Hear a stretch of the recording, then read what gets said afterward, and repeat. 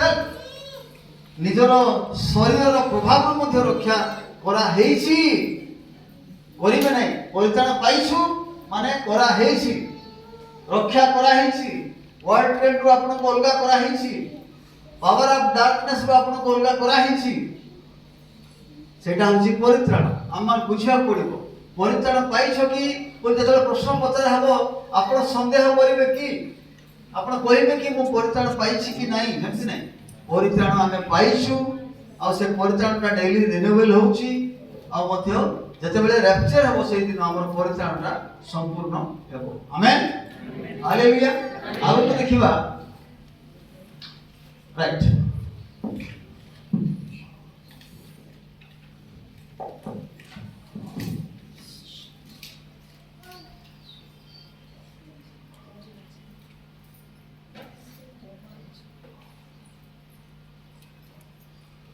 तेबे समस्ते कहतु मु परित्राण पाइछि बोली मैं बाध्य करली कि पाई छथि कि नहीं पाई छथि तो एनी डाउट नहीं तो हेले केमिति परित्राण हला आमे केमिति जानिलु एटी से कथा गत थोर हम माने पढि दिलु तीतस 3:5 लिखा हिची सेते बेले से आम मानकर कृत धर्म कर्म सकाशे नुहे मात्र आपनारो दया अनुसारे पुनर्जन्मर प्रक्षालन बाप्तिस्म पुनर्जन्मर प्रक्षालन माने बाप्तिस्म जड़े लोक जब पुनर्जन्म केतले पाए जेते बेले से ईश्वर को विश्वास करे जे प्रभु यीशु ताकर प्रिय पुत्र परमेश्वर ताकर प्रिय पुत्र यीशु को जगत रे पठाइले से यीशु ख्रीष्ट 2000 वर्ष पूर्वे कालवरी क्रूस उपरे बलि हेले ताकू मारी दिया गला जो जगह कि मु मरिबा कथा जो दंड कि मु पाइबा कथा जो अभिशाप मते मिलिबा कथा सेटा से क्रूस उपरे उठाइले आमेन सेटा को आप माने विश्वास करूथिबारु जेतेबे आप माने विश्वास करलु जे दिन आप माने विश्वास करलु हुए तो हमको तारीख जणा नाही हुए तो हमको समय जणा नाही पासरी गलुनी आमे मात्र सेते बेले आमे पुनर्जन्म पाइलु विश्वास द्वारा पुनर्जन्म पाइलु मात्र पुनर्जन्म हैला परे आजिकाली सिना कहउछंती गाधाई दियो नाही झाडी सेबो बोली जन्म हैला परे गाधाई दिया हुए ना नाही आमर टाइम रे बुढ़ू पिला बोले दिन को 2 थर 3 थर बुढ़ाउ थिले पानी रे नेकी जन्म हैला परे गाधाई दिया हुए वर्तमान झाडी सेबो बोली मना करूछंती तबे पुनर्जन्म रो गोटे प्रक्षालन अछि जने लोक पुनर्जन्म पाइछि विश्वास करूछि भितरे प्रभु यीशु ख्रीष्ट मो पई क्रूस ऊपर मरि गले प्रभु यीशु ख्रीष्ट मरिबा परे ताकर मृत्यु द्वारा मोर पाप क्षमा हेछि ताकर रक्त द्वारा मते धौत करी सूची पवित्र कराइछि एटा तो सूची शरीर किंतु यीशु को रक्त द्वारा मते धौत करी सूची पवित्र कराइछि आ से यीशु को मृत्यु ही मते पाप क्षमा देछि प्रायश्चित करिछि आ मते सूची करिछि पवित्र करिछि मते अनंत जीवन देछि मते स्वर्ग पाई संरक्षण देछि सब जिंस तले विश्वास कला से विश्वास समय पवित्र आत्मा माने पुनर्जन्म पाई सेटा पुनर्जन्म पॉइंट सेटा के नथिले पारंती के थाई पारंती होय तो दलगत भाव रे अपन मीटिंग रे एटा कन्फेस करि थाई पारंती विश्वास करि थाई पारंती कि भाई एकुटिया घरे मध्ये करि थाई पारंती से जाय आसे नै किंतु that is the point of born again rebirth आउ थरे जन्म हेले से दिन किंतु पुनर्जन्म होला पर प्रक्षालन दरकार पालक कोन करिवे आपन को बाप्तिस्म देबे जल रे बुडाई करी बाप्तिस्म देबे तबे परित्राण केमति पाइलु पुनर्जन्म रो प्रक्षालन द्वारा आ पवित्र आत्मा को नूतनीकरण द्वारा देखो पुनर्जन्म मध्य जो विश्वास मध्य जेतबे से विश्वास कले प्रभु को कहले पिता परमेश्वर तुमे हमर प्रिय पुत्र तमर प्रिय पुत्र यीशु को पठाइलो से मो पई क्रूस रे मरि गले मो केते सप्ताह पूर्व जोटा क्रीड अब माने कन्फेशन ऑफ क्रीड को कहिथिली आपण मान को केते सप्ताह पूर्व एटा गोटे सारा पृथ्वी रो लोक माने करंती दिन दिन मंडली गुडा करे तो प्रति रविवार दिन करंती नै कि सेठी तीन टा भाग मु कही आ से तीन टा भाग भितर जो मझीर भागरे यीशु संबंध में सब कथा लिखा जाए। ईश्वर अद्वितीय पुत्र आम मान प्रभु जीशु ख्रीस्ट जे धर्मात्मा गर्भ धारण कर मारिया कन्या जात हेले पंत्य पिलातर अधिकार समय दुख भोग कले क्रूषित हेले मृत हेले कबरस्थ हेले मृत मान स्नान कलाइले तृतीय दिवस मृत मान मध्य उठिले स्वर्ग को आरोहण कले सर्वशक्तिमान पिता ईश्वर दक्षिण पार्श्व बसंती जो जीवित और मृत लोक मान विचार करने आसवे ताहारे मु विश्वास करे बोली से माने कहिबे मंडल कहती किंतु सुआ पाठ करे अर्थ बुझंती तेबे प्रकृत कथा जो मनुष्य हृदय सहित स्वीकार कर साहित्य न कले से कह प्रभु तुम प्रिय पुत्र यीशु आसिले क्रूस उपर मो प्राण देले मृत्यु द्वारा मोर पाप क्षमा हो विश्वास करुच्ची रक्त द्वारा मो शरीर मन मोर विवेक मोर प्राण सब सुस्थ होती मो विश्वास करुच्ची जो कहले से पुनर्जन्म सो विश्वास कौटू आसला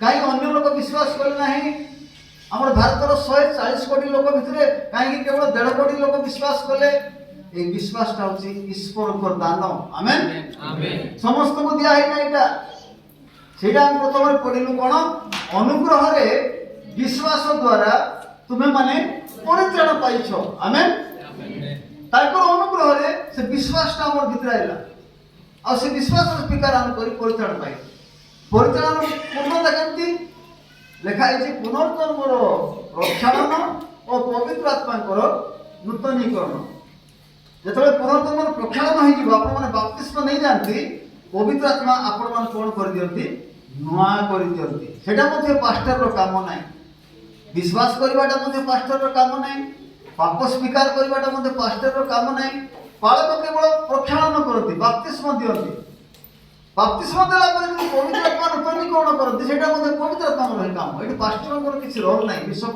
किसी रोल नाही खाली बाप्तिस्म देवाटा गोटे तांकर काम दिया है काहे कि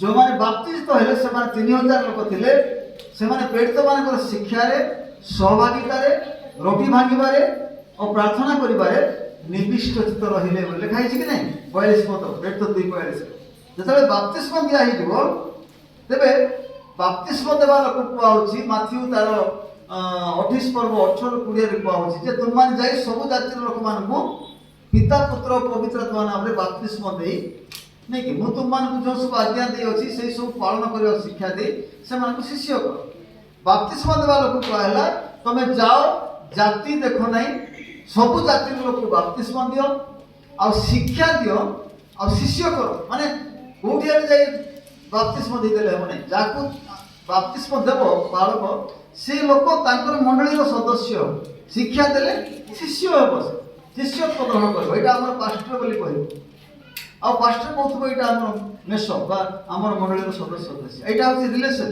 सेति भाई पास्टर को पुनर्जन्मर प्रक्षालन करिया पे अधिकार दिया है बाप्तिस्म दा अधिकार दिया है पुनर्जन्मटा प्रभु दियंती पवित्र आत्मा दियंती आ पवित्र आत्मा नूतनीकरण करंती किंतु बालक बाप्तिस्म दियंती तबे पुनर्जन्मर प्रक्षालन और पवित्र आत्मा को नूतनीकरण द्वारा कोन करछन्ती से आम मान को परित्राण करियसंती परित्राण सिटी कंप्लीट होछि केते लोक चर्च आसीबे नाही तोरे मोर गोटे आर्गुमेंट हेतला गोटे जगह रे से कहले नाही मो वॉचमैन नी कर बही पढली आ वॉचमैन नी कर बही पढुथिली पढु पढु मोर आखिरे लोह बाहरिला आ मो कांदी कांदी प्रार्थना कली पाप स्वीकार कली आ मो अनुभव कली मैं परित्राण पाइछि बोली मो ठीक कहले ठीक अछि परित्राण पाइलो अनुभव कलो मात्र पुनर्जन्म पाइछ आ सेटा तो पुनर्जन्म बोली कहले आ जदि सेटा पुनर्जन्म जन्म हैला परे गाधाई देबे कि नै छुआ को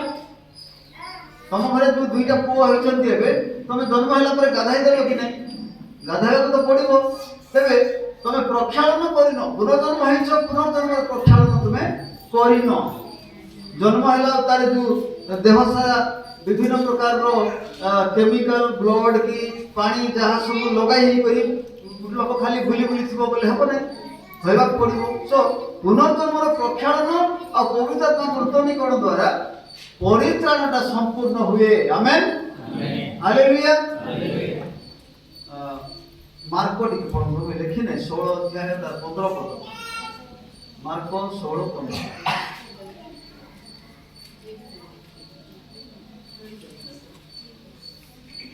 ପୁଣି ସେ ସେମାନଙ୍କୁ କହିଲେ, ତୁମେମାନେ ସମୁଦାୟ ଜଗତକୁ ଯାଇ ସମସ୍ତ ମାନବ ଜାତି ନିକଟରେ ସୁସମାଚାର ଘୋଷଣା କର।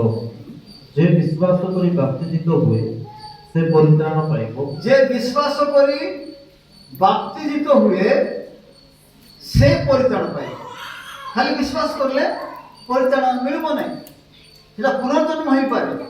ଖାଲି ବିଶ୍ୱାସ କଲେ ପୁନର୍ଜନ୍ମ ହେଇପାରେ, ପାପ ସ୍ୱୀକାର କଲେ ପୁନର୍ଜନ୍ମ ହେଇପାରେ, କିନ୍ତୁ that will lead to a church। ଯଦି ଜଣେ ପୁନର୍ଜନ୍ମ ପାଇଛନ୍ତି ସେ ପାଇପକୁ ଯିବେ ଗାଧୋଇବା ପାଇଁ, ନିଶ୍ଚୟ ଯିବେ। ସେ ଆଉ ବାଳକ ଜଗିଛନ୍ତି ଗାଧୋଇ ଦେବା ପାଇଁ, ଆଉ ବାଳକଙ୍କ ପାଖରେ ସେ ଆସିବେ, ଆଉ ବାପ୍ତିସ୍ମ ନେଲେ କ'ଣ ହେବ ସେଠି, କ'ଣ ହେବ ସମ୍ପୂର୍ଣ୍ଣ। ଆମେନ୍, ହାଲେଲୁୟା, ହାଲେଲୁୟା। ସୋ ଏସବୁ ବିଷୟ, ଏଇଟା ହେଉଛି ପ୍ରାଥମିକ ବିଷୟ, ଏଇଟା ଯାକ ପ୍ରାଇମେରୀ ଜିନିଷ ଗୁଡ଼ାକ, ଏଇଟା ଷ୍ଟାଣ୍ଡାର୍ଡ 1ର ଜିନିଷ, ଏଇଟା ପ୍ରଥମ ଶ୍ରେଣୀର ବିଷୟ। କିନ୍ତୁ ଏଇ ବିଷୟ ଗୁଡ଼ାକ ବଡ଼ ବଡ଼ ପ୍ରଚାରକ ମାନେ ମଧ୍ୟ ବୁଝନ୍ତି ନାହିଁ। କାଲି ଗୋଟେ ଇଣ୍ଟରଭ୍ୟୁ ମୁଁ ଦେଖୁଥିଲି ୟୁଟ୍ୟୁବରେ, ବାପ୍ତିସ୍ମ ଦରକାର କି ବୋଲି କହିଲା ଜଣେ ବିଶିଷ୍ଟ ବ୍ୟକ୍ତି ଆମେରିକାର, ସେ କହୁଥିଲେ ଦରକାର ନାହିଁ ବାପ୍ତିସ୍ମ, କ'ଣ ଦରକାର ଅଛି ବୋଲି କହୁଥିଲେ। କ'ଣ କ'ଣ ବୁଝିଛନ୍ତି ସେମାନେ? ବାପ୍ତିଜମ will never help for your salvation ବୋଲି କହିଲେ। ବାପ୍ତିସ୍ମଟା ତମର ପରିଚାଳନା ପାଇଁ କିଛି ସାହାଯ୍ୟ କରିବ ନାହିଁ, ଯୀଶୁଙ୍କର ମୃତ୍ୟୁକୁ ବିଶ୍ୱାସ କରିବା ଯଥେଷ୍ଟ ବୋଲି କହୁଥିଲେ। ଗୋଟେ ବାକ୍ୟ କୋଉଟା କରି ଦେଖିବେ ଆଉ ସେମାନେ ସେଇ ଜାଗାରେ ରହିଯିବେ, ମାତ୍ର ସେଇ ବାକ୍ୟଟା କେଉଁଥିପାଇଁ ଲେଖା ହେଇଥିଲା ସେଇଟା ସେମାନେ ଦେଖିବେ ନାହିଁ। ବା ସେଇ ବାକ୍ୟକୁ ଗୋଟେ ଉଦାହରଣ ପାଇଁ ମୁଁ କହୁଛି, ଆଗକୁ ଯିବେ। ଜହନ, ଏଠି ପ୍ରଥମ ଜହନ ବୋଲି ଲେଖା ହେଇଛି, ଏଇଟା ପ୍ରଥମ ଜହନ ନାହିଁ, ମୁଁ ଲେଖିବା ବେଳେ ବେଳେ ବେଳେ ଭୁଲ କରିଛି। ଏଇଟା ଜହନ, ଏଇଟା ସୁସମାଚାର ଜହନ, ଏଇଟା 1:12। ଜହନ 1:12।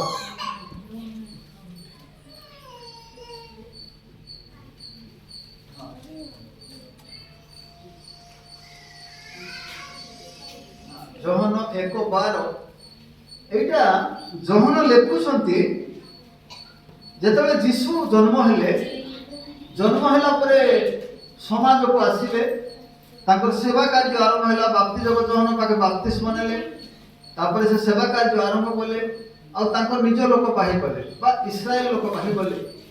ଇସ୍ରାଏଲ ଲୋକ ପାଖେ ଗଲାକୁ ଇସ୍ରାଏଲ ଲୋକମାନେ ତାଙ୍କୁ ଗ୍ରହଣ କଲେ ନାହିଁ। ଏ ବଢ଼େଇ ପୁଅ ଆମେ ଜାଣିଛୁ ଆକୁ ବୋଲି କହିଲେ, ଏ ପାଗଳଟା ବୋଲି କହିଲେ, ଏ ପାଠ ପଢ଼ି ନାହିଁ ବୋଲି କହିଲେ, ଏ ସମୀରଣୀୟ ଲୋକ ବୋଲି କହିଲେ, ବିଭିନ୍ନ କଥା ଆପଣମାନେ ଜାଣିଛନ୍ତି। ଯୀଶୁକୁ ସେମାନେ ମନ ଇଚ୍ଛା କହୁଥିଲେ। ତେବେ ମାତ୍ର ଯେଉଁମାନେ ତାଙ୍କୁ ମସିହ ବୋଲି ଗ୍ରହଣ କଲେ, ଏଇଟା ଏଠି ଲେଖା ହେଇଛି କ'ଣ? ଅବଶ୍ୟ ଅନୁବାଦ ଭୁଲ ଅଛି, ମୁଁ ଆପଣଙ୍କୁ ପରେ ବୁଝାଇଦେବି ଅନୁବାଦ କେମିତି ଭୁଲ ଅଛି। ମାତ୍ର ଯେତେ ଲୋକ ତାହାଙ୍କୁ ଗ୍ରହଣ କଲେ, ତାର କଣ୍ଟେକ୍ସଟ କ'ଣ? ଉପରେ କ'ଣ ଲେଖା ହେଇଛି 10 ପଦ 11 ପଦରେ, ସେ ନିଜ ରାଜ୍ୟକୁ ଆସିଲେ, ଲୋକମାନେ ତାହାଙ୍କୁ ଗ୍ରହଣ କଲେ ନାହିଁ। ମାତ୍ର ଯେତେ ଲୋକ ତାହାଙ୍କୁ ଗ୍ରହଣ କଲେ, ଅର୍ଥାତ୍ ଯେଉଁମାନେ ତାହାଙ୍କ ନାମରେ ବିଶ୍ୱାସ କଲେ, ସେ ସମସ୍ତଙ୍କୁ ସେ ଈଶ୍ୱରଙ୍କ ସନ୍ତାନ ହେବାର ଅଧିକାର ଦେଲେ ବୋଲି ଲେଖା ହେଇଛି। ଦେଖନ୍ତୁ ଅନୁବାଦଟା ଭୁଲ ଅଛି, ଓଡ଼ିଆ ଅନୁବାଦ। କାହାର ପାଖେ କିଙ୍ଗ ଜେମ୍ସ ଭର୍ସନ ଅଛି କି ଇଂଲିଶ ମିଳିବ କି? KJV। As many as received him, to them he gave to become the sons of God, even to them who believe on his name। कौन लिखा है?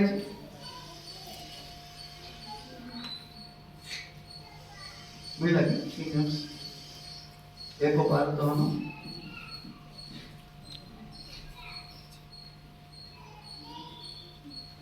ଆପଣ ମାନେ ଇଂଲିଶ ବାଇବଲ ରଖି ନାହାନ୍ତି କି ମୋବାଇଲରେ? କଣ ରଖିଛନ୍ତି?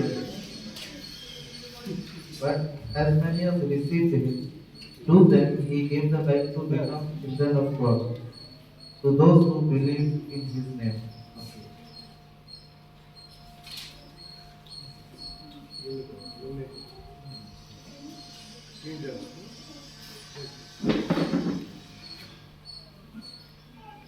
King James।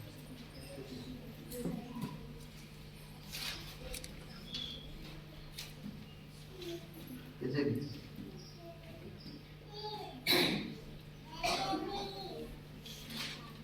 But as many as received him, to them gave he power to become the sons of God.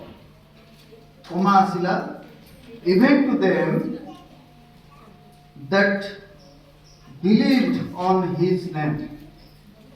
ଯେଉଁମାନେ ଇଂଲିଶ ଜାଣିଛନ୍ତି ସେମାନଙ୍କୁ ମୁଁ ପଚାରୁଛି, ଆଉ ଥରେ ମୁଁ ପଢ଼ିଦେବି, ଆପଣମାନେ ଶୁଣନ୍ତୁ।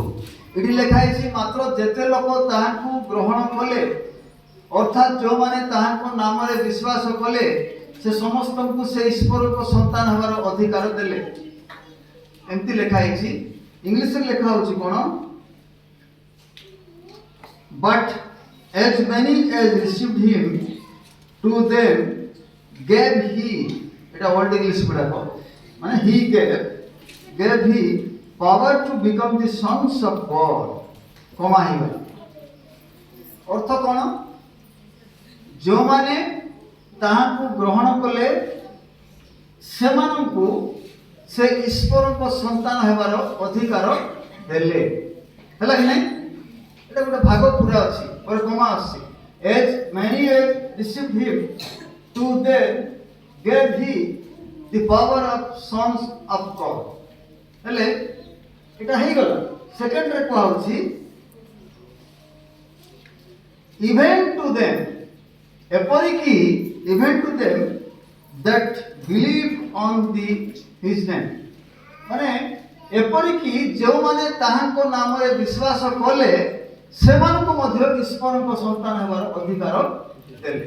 ଠିକ କହୁଛି ନା? ଇଂଲିଶ ଜାଣିବା ଲୋକମାନେ ଜାଣିପାରିବେ। ତେବେ ଓଡ଼ିଆ ବାଇବେଲକୁ ସବୁବେଳେ ଭରସା କରନ୍ତୁ ନାହିଁ। ଓଡ଼ିଆ ବାଇବେଲଟା ଏଠି ଅର୍ଥାତ୍ ଯେଉଁମାନେ ତାଙ୍କୁ ଗ୍ରହଣ କଲେ, ଅର୍ଥାତ୍ ତାହାଙ୍କ ନାମରେ ବିଶ୍ୱାସ କଲେ, ଏଇ ସବୁ ଗୁଡ଼ାକ ଇଂଲିଶରେ ନାହିଁ, ଗ୍ରୀକରେ ମଧ୍ୟ ନାହିଁ। ତେବେ ମୁଁ ଆପଣମାନଙ୍କୁ ଦ୍ୱନ୍ଦ୍ୱ ସୃଷ୍ଟି କରିବା ପାଇଁ କହୁନାହିଁ। ଆଜିକାଲି ସବୁ ଘରେ ବାଇବେଲ ଅଛି, ସମସ୍ତେ ପଢୁଛନ୍ତି, ତଥାପି ସେଇଥିପାଇଁ ପ୍ରତି ରବିବାର ଦିନ ପାଳକମାନେ ଠିଆ ହେଇକି ବୁଝାନ୍ତି। କାହିଁକି ଆଉ ଯାହାର ଘରେ ସେ ପଢିଲେ କହିଥାନ୍ତା, ଯେମିତି ଆମର ସୋକାଲ୍ଡ ହିନ୍ଦୁସ୍ ଆର୍ ଟେଲିଂ, ସେମାନେ ହିନ୍ଦୁ ବୋଲି କହୁଛନ୍ତି ନିଜକୁ, ଆଉ ସେମାନେ କହୁଛନ୍ତି କୋଉଠି ଗୋଟେ ବସିବେ ପ୍ରବଚନ, କିଏ ଗୋଟେ ପଢୁଥିବେ, ନହେଲେ କିଏ ଗୋଟେ ପୁରାଣ ପଢୁଥିବ, ସକାଳେ ଉଠି ଭଉଣୀମାନେ ଯାଇକି ବସିକି ଶୁଣୁଥିବେ। ସେମିତି କଥା ଏଇଟା ନୁହଁ। ଏଇଟା ଖାଲି ପଢିଦେଲେ ହେବା ବିଷୟ ନୁହେଁ, ଆର ବ୍ୟାଖ୍ୟା ଅଛି। ଆମେନ୍। ତେବେ ସେଇଥିପାଇଁ ପ୍ରତି ରବିବାର ଦିନ ପାଳକମାନେ ପ୍ରସ୍ତୁତ ହେଇକି ଆସନ୍ତି, ଆଉ ମଧ୍ୟ ପ୍ରତି ରବିବାର ଦିନ ବିଶ୍ୱାସୀ ମାନେ ମଧ୍ୟ ଶୁଣିବା ପାଇଁ, ମନୋଯୋଗ କରିବା ପାଇଁ ପ୍ରସ୍ତୁତ ହେଇକି ଆସିବେ।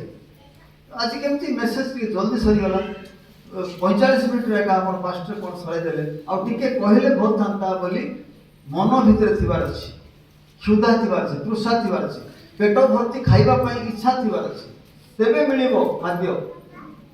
ଆଉ ଯଦି ଆଗରୁ ଏକା ଆମେ ମେଣ୍ଟାଲି ପ୍ରିପେୟାର ଥିବା ଯେ ବିଳମ୍ବ ହେଇଯିବ ବେ, ମୁଁ ଯିବାର ଅଛି ଅମୁକ ଜାଗାରେ, ତେବେ ଈଶ୍ୱରଙ୍କର ଉପସ୍ଥିତିରେ ଆସିକରି ସେଇଗୁଡ଼ାକ କରିବା ଦ୍ୱାରା ନିଜର କ୍ଷତି ହେବ। ସୋ ଅନୁବାଦ ଭୁଲ ଅଛି। ମୁଁ କହିବାଟା କ'ଣ?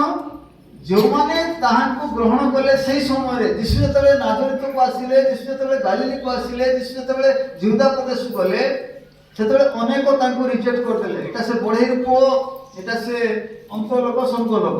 ମାତ୍ର ଯେଉଁମାନେ ତାଙ୍କୁ ଗ୍ରହଣ କଲେ ସେମାନଙ୍କୁ ଈଶ୍ୱରଙ୍କର ସନ୍ତାନ ହେବାର ଅଧିକାର ଦେଲେ। ପରବର୍ତ୍ତୀ ସମୟରେ ଯେତେବେଳେ ସେ ମରିଗଲେ, ସମାଧି ପାଇଲେ, ଉଠିଲେ, ତାଙ୍କର ବିଷୟରେ ପ୍ରଚାର କରାଗଲା। ଯେମିତି ଆମେ ମାର୍କ ଏବେ ପଢିଲୁ 16 ପର୍ବ 15 ଆଉ 16 ପଢିଲୁ ଯେ ତୁମମାନେ ଯାଇକି ସର୍ବଜାତିର ଲୋକମାନେ ସୁସମାଚାର ପ୍ରଚାର କର, ଆଉ ଯେଉଁମାନେ ଶୁଣିବେ ଆଉ ବିଶ୍ୱାସ କରିବେ ଆଉ ବାପ୍ତିସ୍ମ ନେବେ ସେମାନେ ପରିତ୍ରାଣ ପାଇବେ। ତେବେ ଯେଉଁମାନେ ବିଶ୍ୱାସ କରୁଛୁ ସେମାନଙ୍କୁ ଈଶ୍ୱରଙ୍କର ସନ୍ତାନ ହେବାର ଅଧିକାର ଦିଆହେଇଛି। ଆମେନ୍। ହାଲେଲୁୟା। ଆମେ ଯେତେବେଳେ ବିଶ୍ୱାସ କରୁଛୁ ଆମେ ଈଶ୍ୱରଙ୍କର ସନ୍ତାନ ହେବାର ଅଧିକାର ପାଇଛୁ। ଆମେ ଈଶ୍ୱରଙ୍କର ପୁଅ ଝିଅ ମାନେ, ମୁଁ କହୁଥିଲି ସନ୍ତାନ ମାନେ ପୁଅ, ଆମେ ସବୁ ପୁଅ, ମାତ୍ର ଯେତେବେଳେ ଯୀଶୁ ଆସିଲେ ଆମେ ସବୁ କନ୍ୟା ବି ହେଇଯିବା ନାଇଁ କି? ତେବେ ଏଇ ଯୋଉ ଆମେ ଈଶ୍ୱରଙ୍କର ପୁଅ ଝିଅ କେମିତି ହେଲୁ? ଜନ୍ମ ତ ହେବାକୁ ପଡିବ ନା, ଜନ୍ମ ନହେଲେ କେମିତି ପୁଅ ଝିଅ ହେବ? ଯେତେବେଳେ ଈଶ୍ୱରଙ୍କ ବିଷୟରେ ଆମେ ଜାଣିଲୁ, ବିଶ୍ୱାସ କରୁ ଯେ ଆମେ ପ୍ରଥମେ ଜାଣିବାକୁ ପଡ଼ିବ ମୁଁ ଗୋଟେ ପାପୀ ଲୋକ, ମୁଁ ଗୋଟେ ଖରାପ ଲୋକ, ମୋର ପାପର କ୍ଷମା ଦରକାର ଅଛି, ମୋର ମୁକ୍ତି ଦରକାର ଅଛି, ମୋତେ ଶୈତାନ ବାନ୍ଧିଛି, ମୁଁ ଜଗତରେ ବନ୍ଧନରେ ଅଛି, ତେବେ ସିନା ଗୋଟେ ମୁକ୍ତି କରିବା ଲୋକ ଦରକାର। ଆଉ ଯଦି ମୁଁ ଭଲ ଅଛି ବୋଲେ ମୋତେ ମୁକ୍ତି କରିବା ଲୋକ ଦରକାର। ଯେତେବେଳେ ଜଣେ ଲୋକ ବୁଝିବ ସେତେବେଳେ ତାକୁ ମୁକ୍ତି କରିବା ଦରକାର। ତେବେ ଜନ୍ମ ହେଲେ କେମିତି ଜନ୍ମ ହେଲେ 13 ପଦରେ ଲେଖା ହେଇଛି 12:13 ସେମାନେ ରକ୍ତରୁ ନୁହେଁ ଜନ୍ମ ହେଇନାହାନ୍ତି। ଯେଉଁମାନେ ଈଶ୍ୱରଙ୍କ ସନ୍ତାନ ହେଲେ, ବିଶ୍ୱାସ କଲେ ଆଉ ଈଶ୍ୱରଙ୍କର ପୁଅ ଝିଅ ହେଲେ, ସେମାନେ ବାପା ମା ଖ୍ରୀଷ୍ଟିଆନ ବୋଲି ସେମାନେ ଖ୍ରୀଷ୍ଟିଆନ ବୋଲି ଚଳିବ ନାହିଁ, नहीं चलेगा। बापा माँ ख्रीस्टियन मो ख्रीस्टियन सेमती नहीं। ସେମାନେ ବ୍ୟକ୍ତିଗତ ଭାବରେ ପାପ ସ୍ୱୀକାର କରିବେ, କ୍ଷମା ମାଗିବେ, ବ୍ୟକ୍ତିଗତ ଭାବରେ ବିଶ୍ୱାସ କରିବେ। ବିଶ୍ୱାସ ଯୋଉଦିନ କଲେ ସେଇଦିନ ସେମାନେ ପୁନର୍ଜନ୍ମ ପାଇଲେ। ତାପରେ ସେମାନେ ବ୍ୟକ୍ତିଗତ ଭାବରେ ଆସିକରି ବାପ୍ତିସ୍ମ ନେବେ, ପୁନର୍ଜନ୍ମର ପ୍ରକ୍ଷାଳନ ହେବ। ତାପରେ ପବିତ୍ର ଆତ୍ମା ତାକୁ ନୂଆ କରିଦେବେ। ସେ ଗୋଟେ ନୂଆ ଲୋକ ଭାବରେ ପୃଥିବୀରେ ରହିବ ବା ଈଶ୍ୱରଙ୍କର ମଣ୍ଡଳୀର ଅଙ୍ଗ ହେଇଯିବ। ତାର ନାଁ ରେଜିଷ୍ଟର ଲେଖା ହେଇଯିବ ସ୍ୱର୍ଗରେ, ଈଶ୍ୱରଙ୍କର ମଣ୍ଡଳୀରେ ତାର ନାଁ ଲେଖା ହେଇଯିବ ରେଜିଷ୍ଟରରେ। ସେଇଟା ଆବଶ୍ୟକ ଅଛି। ତେବେ ସେମାନେ ରକ୍ତରୁ ନୁହେଁ, ରକ୍ତରୁ ମା ବାପାଙ୍କ ଦ୍ୱାରା ଜନ୍ମ ହେଇକରି ଖ୍ରୀଷ୍ଟିଆନ ଘରେ ଜନ୍ମ ହେଲେ ଖ୍ରୀଷ୍ଟିଆନ ନୁହେଁ, ବା ଶରୀରରୁ ଇଚ୍ଛାରୁ ନୁହେଁ। ଆମର ବେଶ ପିଲା ସବୁ ବାପ୍ତିସ୍ମ ନେଉଛନ୍ତି, ମୁଁ ଇଚ୍ଛା ନେଇ ଯିବେ ଏଥର ବାପ୍ତିସ୍ମ ନେଇ।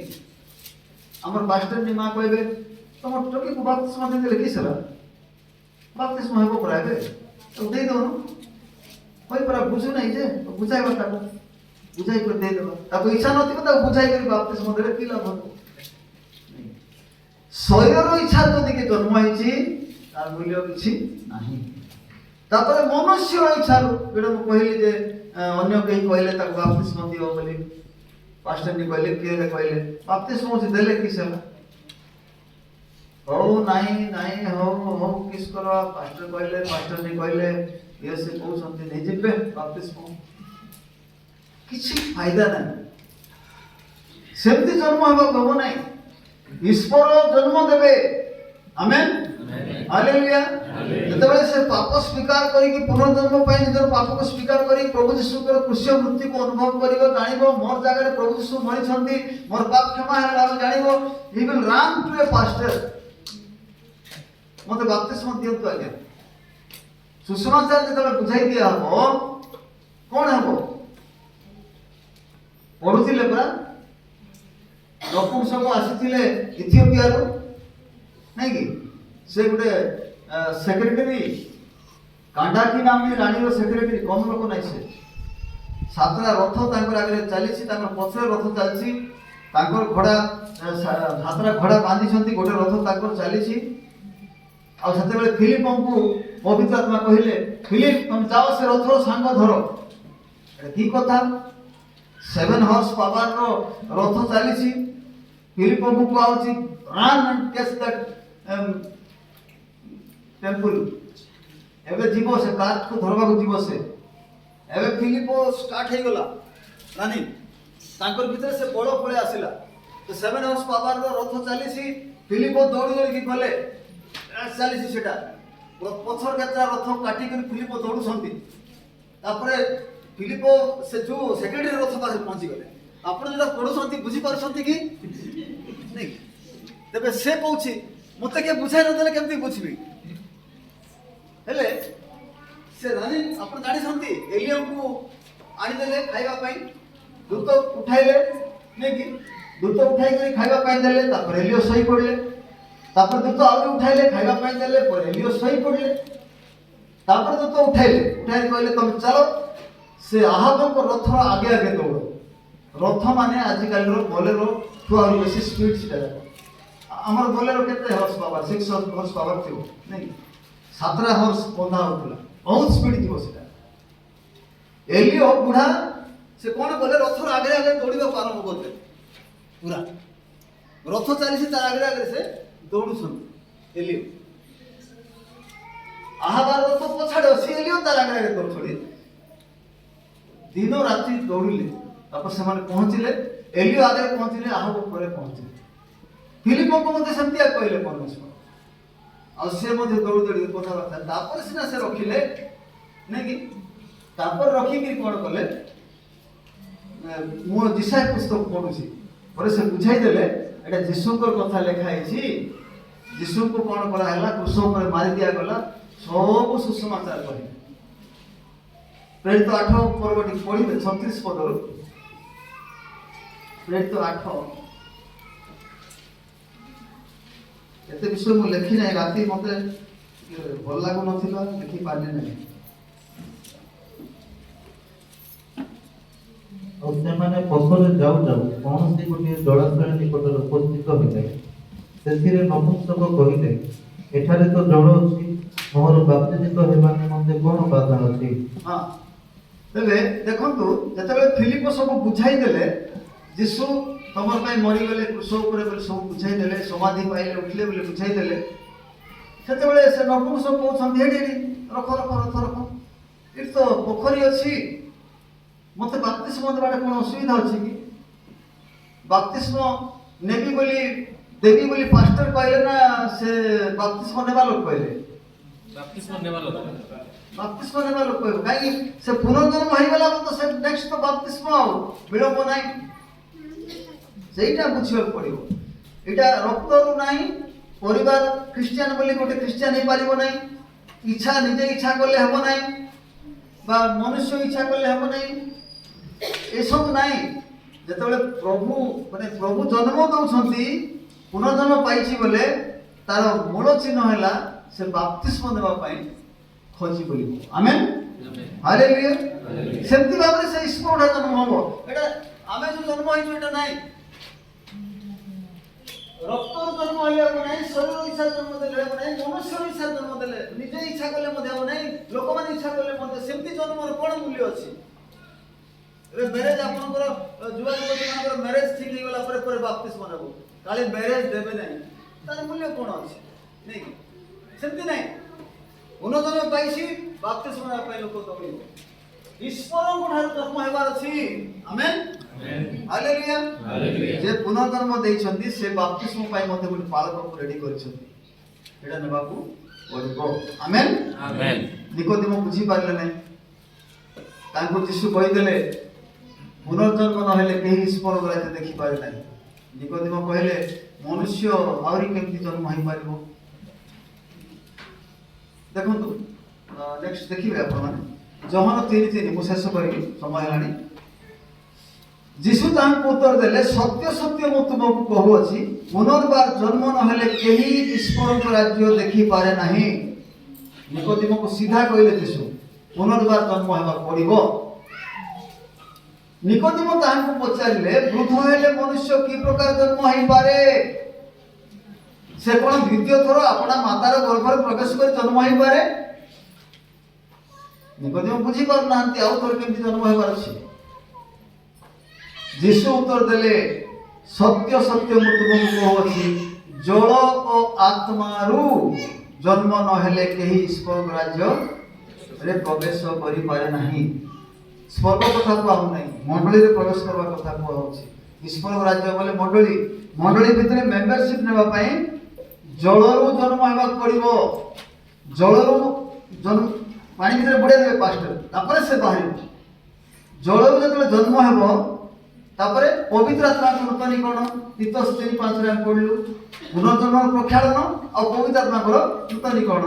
ଜଳରୁ ଜନ୍ମ ହେଲା ପରେ ଆତ୍ମାରୁ ମଧ୍ୟ ଜନ୍ମ ହେବା ପାଇଁ ପ୍ରଭୁ ସାହାଯ୍ୟ କରିବେ ବା ନୂତନୀକରଣ ସେ କରିଦେବେ। ତେବେ ସେ ଈଶ୍ୱରଙ୍କ ରାଜ୍ୟରେ ପ୍ରବେଶ କରିବ ବା ମଣ୍ଡଳୀରେ ଗୋଟେ ମେମ୍ବର ହେଇପାରିବ। ଆମେନ୍, ହାଲେଲୁୟା। ଆଉ ଯେଉଁମାନେ ବାପ୍ତିସ୍ମ ନେଇ ନଥିବେ, ସେଟା ମଣ୍ଡଳୀର ମେମ୍ବରସିପ ନାହିଁ।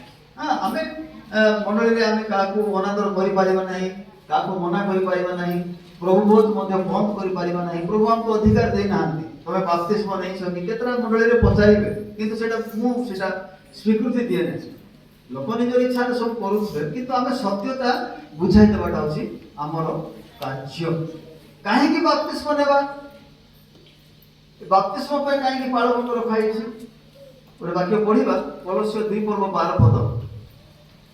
ତୁମେମାନେ ବାପ୍ତିସ୍ମରେ ତାହାଙ୍କ ସହିତ ସମାଧି ପ୍ରାପ୍ତ ହୋଇ ଯୀଶୁ ଯେମିତି ଆମେ କହିଲୁ ପ୍ରଭୁ ପିତା ପରମେଶ୍ୱର ତୁମର ପୁଅକୁ ତୁମେ ପଠାଇଲ ଆଉ ସେ ମୋ ପାଇଁ କ୍ରୁଶ ଉପରେ ମରିଗଲେ, ସମାଧି ପାଇଲେ ଆଉ ମୃତ୍ୟୁକୁ ଜୟ କରି ଉଠିଲେ। ଯଦି ମୁଁ ବିଶ୍ୱାସ କରୁଛି ମୁଁ ମଧ୍ୟ ଯୀଶୁଙ୍କ ସହିତ ମରିବି, ସମାଧି ପାଇବି, ପାଣି ଭିତରେ ଆହୁରି ଉଠିବି। ଆମେନ୍, ହାଲେଲୁୟା। এটা হচ্ছে ଗୋଟେ ସିମ୍ବଲିକ ପ୍ରାକ୍ଟିକାଲ ଫେଥ୍। এটা ଆମେ ଆମର ବିଶ୍ୱାସକୁ ଆମେ ସାଙ୍କେତିକ ଭାବରେ ତାକୁ ଗୋଟେ କାର୍ଯ୍ୟରେ ଦେଖାଉଛୁ ଯେ ଯୀଶୁଙ୍କୁ ମୁଁ ବିଶ୍ୱାସ କରୁଛି ବୋଲି। ତୁମେମାନେ ବାପ୍ତିସ୍ମରେ ତାହାଙ୍କ ସହିତ ସମାଧି ପ୍ରାପ୍ତ ହୋଇ ଯୀଶୁଙ୍କ ସହିତ ସମାଧି ପାଇବାକୁ ପଡ଼ିବ। ପାଣି ଭିତରେ ବୁଡ଼ିଲେ ଏକା ସେଟା ହେବ।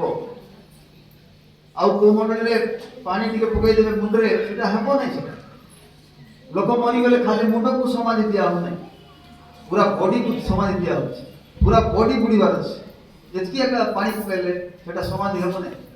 ମାନେ ସବୁ ଦେହ ବାହାରେ ଥିବ, ଟିକେ ପରେ ମୁଣ୍ଡକୁ କବର ଦେଇକି ଯିବେ କି? এটা ସମାଧି ବୋଲେ କମ୍ପ୍ଲିଟ ବଡି। ଆମେନ୍, ହାଲେଲୁୟା। ଏବେ ବାପ୍ତିସ୍ମରେ ତାହାଙ୍କ ସହିତ ସମାଧି ପ୍ରାପ୍ତ ହୋଇ ଯେଉଁ ଈଶ୍ୱର ତାହାଙ୍କୁ ମୃତମାନଙ୍କ ମଧ୍ୟରୁ ଉଠାଇଲେ ତାହାଙ୍କ କାର୍ଯ୍ୟ ସାଧକ ଶକ୍ତିରେ ବିଶ୍ୱାସ କରି, ବଡ଼ ଇମ୍ପୋର୍ଟାଣ୍ଟ ଜିନିଷ এটা ବୁଝିବାକୁ ପଡ଼ିବ।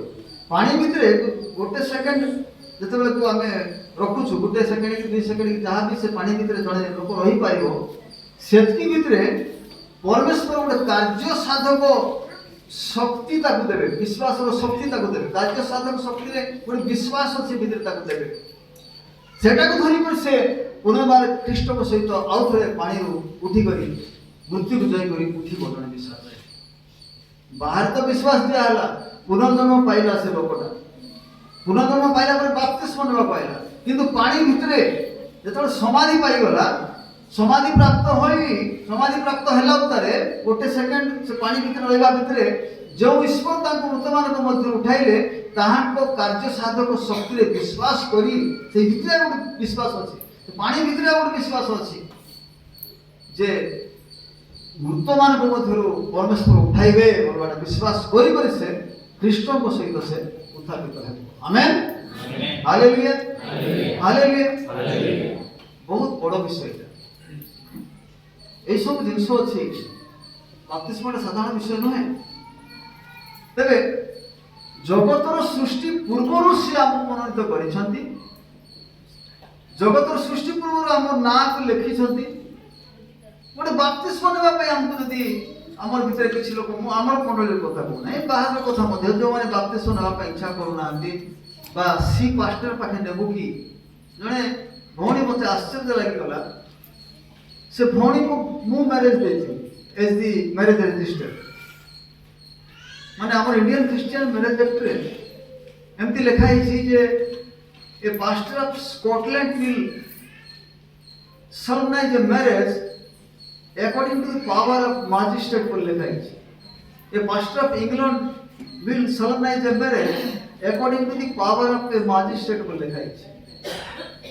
ସେଟା ପୁରୁଣା ଆମର 1887 ମସିହାରୁ ଅଛି, ଚାଲିଛି ସେଟା। ହେଲେ ସେଠି ସେ ଇଂଲଣ୍ଡ ଆରି ସ୍କଟଲ୍ୟାଣ୍ଡ ବୋଲି ଲେଖା ହେଇଛି। ତାର ଅର୍ଥ ହେଉଛି ପୃଥିବୀର ଯେକୌଣସି ପାଳକ ଯେତେବେଳେ ବିବାହ କରିବେ ସେତେବେଳେ ଗୋଟେ ମାଜିଷ୍ଟ୍ରେଟ ଭାବରେ ବିବାହ କରିଦେବେ। ହେଲେ ମୁଁ ସେ ଭଉଣୀକୁ ମୁଁ ମ୍ୟାରେଜ ଦେଇଥିଲି। ତାଙ୍କର ଝିଅ ବଡ଼ ଅଛି, ବଡ଼ ହେଲା। ସେ ଝିଅ ଯେତେବେଳେ ବାପ୍ତିସ୍ମ ନେବା ବିଷୟରେ ଆସି ପଚାରିଲେ, ଆମ ଘରେ ଆସି କଥାବାର୍ତ୍ତା ହେଲେ, ମୋର ଝିଅକୁ ବାପ୍ତିସ୍ମ ଦେବାର ଅଛି ପୁରା ବ୍ରଦର। ହେଲେ ମୁଁ ଜାଣିଛି ସେମାନେ ଚର୍ଚ୍ଚକୁ ଯିବେ ନାହିଁ, ବହୁତ ସୁପେରିୟର ନିଜକୁ ଭାବୁଥିବେ। କୋଉ ମାଷ୍ଟର ତାଙ୍କୁ ଭଲ ଲାଗୁନଥିବ, କୋଉ ଜଜ୍ ତାଙ୍କୁ ଭଲ ଲାଗୁନଥିବ। ତେବେ ମୁଁ ଚୁପ୍ ହେଇଗଲି, କିଛି କହିଲି ନାହିଁ। ତାପରେ ବାପ୍ତିସ୍ମ ଦେଇଦେବା କଥା, 21-22 ବର୍ଷ ହେଲାଣି ଝିଅକୁ ବୋଲି କହିଲି। କୋଉ ମାଷ୍ଟର ପାଖରେ ମୋର ଝିଅକୁ ବାପ୍ତିସ୍ମ ଦେବି, କିଏ ଯୋଗ୍ୟ ଅଛି ଜୟପୁରରେ ବୋଲି କରି ମତେ କହିଲେ।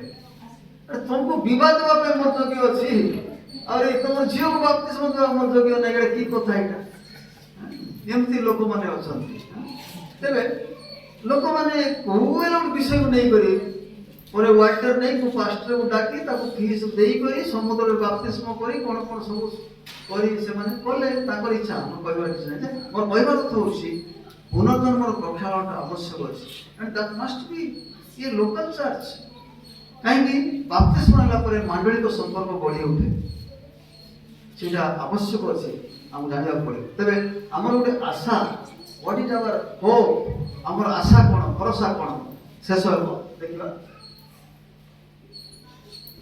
ଆମର ଆଶା, ଆମର ହୋପ୍ କ'ଣ? ତେବେ ଆମେ କ'ଣ ଆଶା କରୁଛୁ? ସେ ଆମକୁ ଜଗତର ସୃଷ୍ଟି ପୂର୍ବରୁ ମନୋନୀତ କଲେ, ରକ୍ଷା କଲେ, ଆମକୁ ଆମର ନାଁ ଲେଖିଲେ ଜୀବନ ପୁସ୍ତକରେ, ସବୁ ତ ହେଇଛି ନା। ତେବେ ଆମର ସେଇଠି ହେଲେ ଏଠି ଲେଖା ହେଇଛି ପ୍ରଥମ ଥେସଲୋନିକୀୟ 5:23 ଶାନ୍ତିଦାତା ଈଶ୍ୱର ସ୍ୱୟଂ, ଶାନ୍ତିଦାତା ଈଶ୍ୱର ସ୍ୱୟଂ। ଦେଖନ୍ତୁ ଏଇଠି ମଧ୍ୟ ପରମେଶ୍ୱର କାର୍ଯ୍ୟ, ଏଠି ଆମର କାର୍ଯ୍ୟ ନାହିଁ, ଆମେ ନିଜେ କିଛି କରିବା ପାଇଁ ଲେଖା ହେଇନି। ଶାନ୍ତିଦାତା ଈଶ୍ୱର ସ୍ୱୟଂ ତୁମମାନଙ୍କୁ ସମ୍ପୂର୍ଣ୍ଣ ରୂପେ ପବିତ୍ର କରନ୍ତୁ। ଆମେନ୍। କିଏ ଆମକୁ ପବିତ୍ର କରିବେ? କେତେ ପରସେଣ୍ଟ? କେତେ ପରସେଣ୍ଟ ପବିତ୍ର କରିବେ? 100% and more than 100%, ঠিক আছে? সম্পূর্ণ পবিত্র করিবে, and he will do, he has the capacity to sanctify a believer। তাকর সেইটা আছে, মনুষ্য পাকে নাই সেটা। প্রভু মু পবিত্র হইবি, প্রভু পবিত্র পবিত্র হইবি, পবিত্র ହେବ নাই সেটা। তপস্যা করিবাটা নুহে, এটা তপস্যা দ্বারা হয় নাই। এটা আমি কহিলি পুরা পরমেশ্বরଙ୍କୁ ଯେଉଁମାନେ ଚିହ୍ନିଛନ୍ତି, ତାଙ୍କ କାର୍ଯ୍ୟକୁ ଯେଉଁମାନେ ବୁଝିବେ, ଜୀବନ ସାରା ଲାଗିଯିବ ବୁଝିବା ପାଇଁ। ଯଦି ବୁଝିବେ ନାହିଁ ବୋଲେ ରୋଗଗ୍ରସ୍ତ ହୋଇ ଶଯ୍ୟାରେ ରହିକି ଆଉ ବୁଝିବେ, ତା ପୂର୍ବରୁ ବୁଝିଗଲେ ଭଲ। ତେବେ ଯେତେବେଳେ ଆମେ ବୁଝିବୁ, ସେତେବେଳେ each and every point of the salvation has been done by God only। ଗୋଟେ ଛୋଟ ଛୋଟ ବିଷୟ ମଧ୍ୟ ପରିଚାଳନା ପାଇଁ ଯାହା ଯାହା ଆମର ଜୀବନରେ ଅଛି, ଅନନ୍ତ ଜୀବନ ପାଇଁ ସବୁ ବିଷୟ କେବଳ ପରମେଶ୍ୱର କରିଛନ୍ତି। ଆମର କିଛି ସେଠି ଲାଗି ହିଁ ନାହିଁ। କାହିଁକି? ମନୁଷ୍ୟ ଗର୍ବ କରିବାକୁ ହେବ ନାହିଁ, କ୍ରିୟାକର୍ମର ନୁହେଁ, କାରଣ ଯେପରି କେହି ଦର୍ପ ନ କରେ। ଆମେନ୍, ହାଲେଲୁୟା, ହାଲେଲୁୟା। ସୋ ଶାନ୍ତିଦାତା ଈଶ୍ୱର ସ୍ୱୟଂ ତୁମମାନଙ୍କୁ ସମ୍ପୂର୍ଣ୍ଣ ରୂପେ ପବିତ୍ର କରନ୍ତୁ। ପୁଣି ଆମ୍ଭମାନଙ୍କର ପ୍ରଭୁ ଯୀଶୁ ଖ୍ରୀଷ୍ଟଙ୍କ ଆଗମନ ନିମନ୍ତେ ତୁମମାନଙ୍କର ଆତ୍ମା, ପ୍ରାଣ, ଶରୀର ସମ୍ପୂର୍ଣ୍ଣ ନିର୍ଦ୍ଦୋଷ ରୂପେ ରକ୍ଷିତ ହଉ। ଆମେନ୍, ହାଲେଲୁୟା। ଆମର ଆତ୍ମା, ପ୍ରାଣ, ଶରୀର ସମ୍ପୂର୍ଣ୍ଣ ନିର୍ଦ୍ଦୋଷ ରୂପେ ରକ୍ଷିତ ହେବ। କାହିଁକି? ସେ କରିପାରିବେ, ସେ ବିଶ୍ୱସ୍ତ। ଆମେନ୍, ହାଲେଲୁୟା। ମନୁଷ୍ୟ ଦ୍ୱାରା ହୁଏ ନାହିଁ ସେଇଟା, ଆମେ ଚେଷ୍ଟା କଲେ ମଧ୍ୟ ପଡ଼ିଯିବା, but he will do that. Confirmation ଅଛି ସେଇଠି। ତାପରେ କ'ଣ ଲେଖା ହେଇଛି 24 ଯେ ତୁମମାନଙ୍କୁ ଆହ୍ୱାନ କରିଅଛନ୍ତି, ଜଗତର ସୃଷ୍ଟି ପୂର୍ବରୁ ଯେ ତୁମର ନାମ ଲେଖିଛନ୍ତି ଜୀବନ ପୁସ୍ତକରେ, ଜଗତର ସୃଷ୍ଟି ପୂର୍ବରୁ ଯେ ତୁମର ନାମ ଲେଖିଥିଲେ ମଣ୍ଡଳୀରେ ରହିବା ପାଇଁ, ଡାକିଛନ୍ତି, ମଣ୍ଡଳୀରେ ରଖିଛନ୍ତି, ଯେ ତୁମକୁ ଆହ୍ୱାନ କରିଛନ୍ତି, ସେ ବିଶ୍ୱସ୍ତ, ସେ ତାହା ମଧ୍ୟ ସାଧନ କରିବେ। ଆମେନ୍, ହାଲେଲୁୟା, ହାଲେଲୁୟା। ସେ କରୁଛନ୍ତି, ସେ କରିବେ, ଆଉ ନିଶ୍ଚିତ ଭାବରେ କରିବେ। ଆତ୍ମା, ପ୍ରାଣ, ଶରୀରକୁ ନିର୍ଦ୍ଦୋଷ ରୂପେ ରକ୍ଷା କରିବେ, ଆଉ ମଧ୍ୟ ସେ କରିବା ପାଇଁ ସକ୍ଷମ ଅଟନ୍ତି, ଆଉ ସେ କରୁଛନ୍ତି, କାରଣ ସେ ବିଶ୍ୱସ୍ତ। ଆମେନ୍, ହାଲେଲୁୟା, ହାଲେଲୁୟା। ଧନ୍ୟବାଦ। ପ୍ରଭୁ ଆଶୀର୍ବାଦ କରନ୍ତୁ। ପ୍ରେଜ୍ ଦ ଲର୍ଡ।